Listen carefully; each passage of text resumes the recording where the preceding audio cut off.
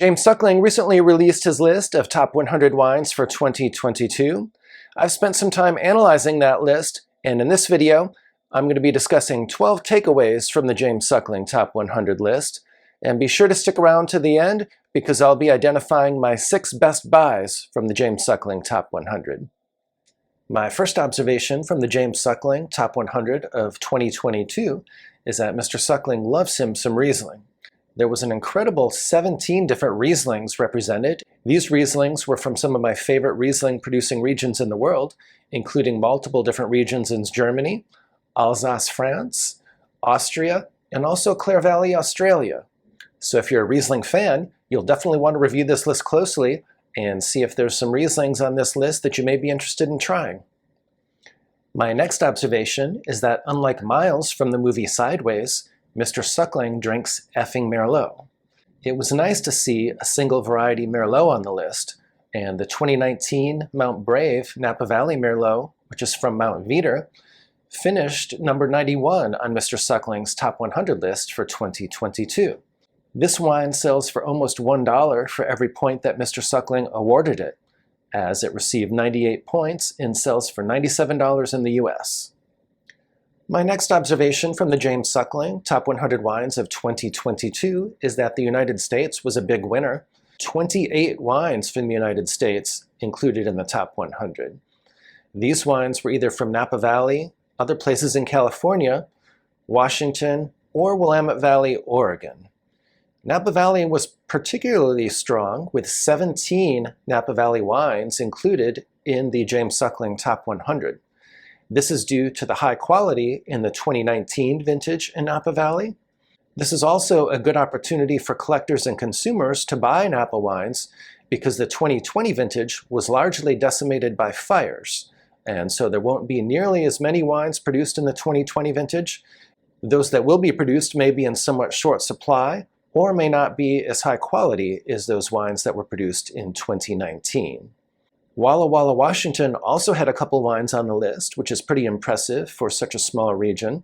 And of course, Tony Soter from Willamette Valley, Oregon had a Pinot Noir that was number 6 on Mr. Suckling's list. I've mentioned Tony Soter's winery from Willamette Valley before. He's an extremely high quality producer and a talented winemaker that used to be the winemaker at Etude in California way back in the 1990s. Another observation from the James Suckling top 100 wines of 2022 is that France was a big winner. France had 24 wines included in the James Suckling top 100, or almost 1/4 of the list. And between France and the United States, that's 52 out of the 100 wines on the list, so more than half. But France was particularly strong due to Bordeaux. The 2019 Bordeaux vintage was particularly outstanding, which is why there's so many Bordeaux wines represented on James Suckling's list. While many people criticize Jeb Dunnock for the high number of Bordeaux that were on his list, certainly the James Suckling list had 12% of the list that was from Bordeaux as well. So definitely a strong vintage for Bordeaux. Many of my favorite names were represented, including Smith-Aught-Lafitte, Pichon-Baron, and Pontet-Canet, among others. So definitely be sure to keep an eye out for 2019 Bordeaux. My next observation from the James Suckling top 100 wines of 2022 is that this is largely a list for high rollers.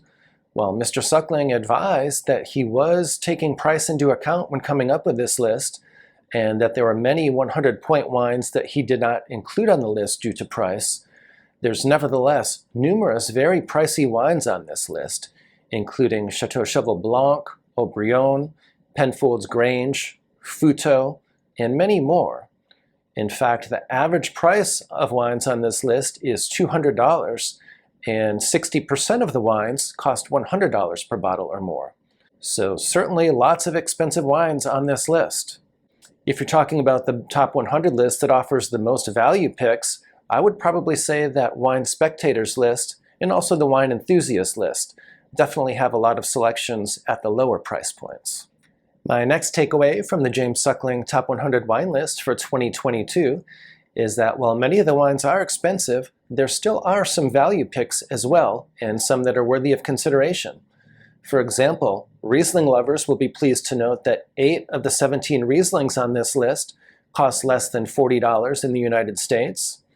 The number 5 wine on this list comes from K Vintners, and that's an impressive Grenache that sells for only $50 a bottle. And there's also a Marsannay, which sells for around $50 a bottle as well. This impressive wine received 99 points from James Suckling and came in at number 10 on James Suckling's Top 100 list for 2022.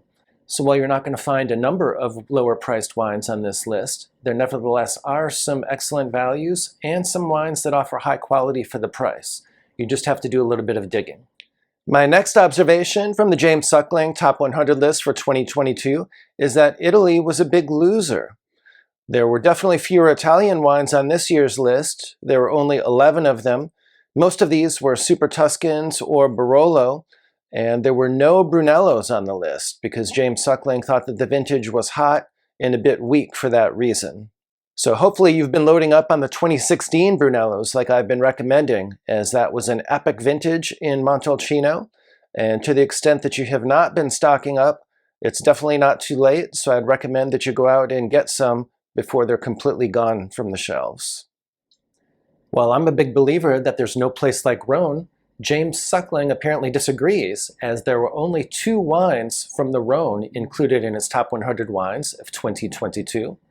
Specifically, there was 1 wine from Beaucastel on the list, that's from the southern Rhone region of France, and there was a lone representative from the northern Rhone that was produced by Chapoutier, and that's from Hermitage. So when you combine the northern Rhone and the southern Rhone representation on the Suckling list, they equaled Walla Walla. So certainly a very, very low representation of Rhone wines for Mr. Suckling. This is somewhat surprising in that both the northern and southern Rhone regions of France had pretty strong vintages for the years that Mr. Suckling was reviewing. That's a little bit of an oddity to me. Like Italy, South America was also a loser in the James Suckling Top 100 list for 2022. This was also attributable to a warmer vintage in South American countries such as Chile and Argentina, which typically have quite a few representatives on Mr. Suckling's Top 100. This time, however, it was only the biggest names from Chile and Argentina that made the cut. For example, in Chile, you have top names like Almaviva, Cloapalta, Montes, and Senia. Likewise, in Argentina, only 3 top names made the list: Catania Zapata, Zucarde, and Viña Cobos. This is certainly a big change from a couple years ago when Mr. Suckling declared the Almaviva the wine of the decade. My next takeaway from James Suckling's Top 100 list for 2022 is that both Alsace and the Vaha region of Austria had extremely strong showings. These 2 small regions combined for 7 out of the top 100 wines on the list. This is partially due to the fact that there were so many Rieslings in James Suckling's Top 100, but there were some wines made from other grape varieties included as well. Alsace had 4 of the top 100, including the number 2 wine on the list, and the Vaha region had 3 wines on the top 100, including 3 of the top 20. So certainly very strong showings for both of these regions. If these are regions that you don't enjoy regularly, I definitely highly recommend that you do some more exploration in both Alsace and the Vaha region of Austria, as both have some extremely high quality wines at very reasonable price points. My next takeaway from the James Suckling Top 100 list relates to Germany, which you may have expected to have a very strong showing given the fact that there were so many Rieslings that were on Mr. Suckling's list. That was not really the case, however, as there were only about 11 German wines on the James Suckling Top 100. This was largely due to the fact that Mr. Suckling did not really enjoy the 2021 vintage in Germany. However, he did find some 2020 vintage wines that he enjoyed, and that's the reason there's about 11 wines on the list from Germany. In just a moment, I'm going to discuss my top 6 wines from the James Suckling Top 100, but before I do that, I have one more observation, namely that Mr. Suckling included many of the producers and wines that I recommend on this channel on his Top 100 list for 2022. Examples include Kumeu, K Vintners, Rippon, Kumeu River, Chapoutier, Soter, Ridge, Vega Sicilia, Zucarde, Albert Mann, and more Bordeaux producers than you can shake a stick at. While I do tend to find Mr. Suckling's scores a bit inflated, I do find his reviews can be useful, And what I personally do to take into account the grade inflation from Mr. Suckling is just subtract 5 points from whatever score he awards to a wine. And I found that to work out pretty well, at least for my palate. And with that, let's get into my 6 favorite wines from the James Suckling Top 100. The first of the best buys from the James Suckling Top 100 this year is the number 13 wine on the list. This wine finished with an impressive score of 99 points and sells for only about $50 a bottle, sometimes a little bit less if you can get a sale. This is probably my favorite bottling from Kumeu River, which is a winery that I recommend quite frequently on this channel. I particularly enjoy these wines because it's very fun to blind taste your friends on these wines. Oftentimes they'll incorrectly guess that it's a white Burgundy, as some of these wines from Kumeu River can be dead ringers for some very impressive white Burgundy, but yet cost a fraction of the price. So if you're a fan of white Burgundy, you may want to give this Kumeu River Mates Vineyard wine a try. While the fruit profile is probably a little bit too tropical for it to be a white Burgundy, it's nevertheless an exceptional expression of Chardonnay and one that I recommend, especially at this price point. If you're interested in wine recommendations, wine collecting strategies, and learning more about wine, please do subscribe to my channel. I've been collecting wine for more than 15 years and also have a level 4 diploma from the DipWSET. So I have both formal certification as well as substantial practical knowledge from the School of Hard Knocks. The next of my favorite buys from the James Suckling Top 100 list is one of the 17 Rieslings, specifically a Spatlese from Donnhoff. Donnhoff is certainly an iconic producer and one of my favorites in Germany. This excellent Riesling finished number 15 on Mr. Suckling's list. This wine received a 99-point score. It can be purchased for as little as 35 euros in Germany, but in the United States sells for closer to $50 or so. I'm a huge fan of Spatlese with spicy foods such as Thai or Indian, and that's one of my go-to pairings, especially in the summer months. Viewers of my channel know that I'll have to have at least one Bordeaux wine in my top 6 best buys from the James Suckling Top 100, and number 26 was one that caught my eye. This is the Pontet Canet from Pauillac. This outstanding Bordeaux received a 99-point score from Mr. Suckling. It sells for around $125 to $150 in the US, depending on where you can track it down.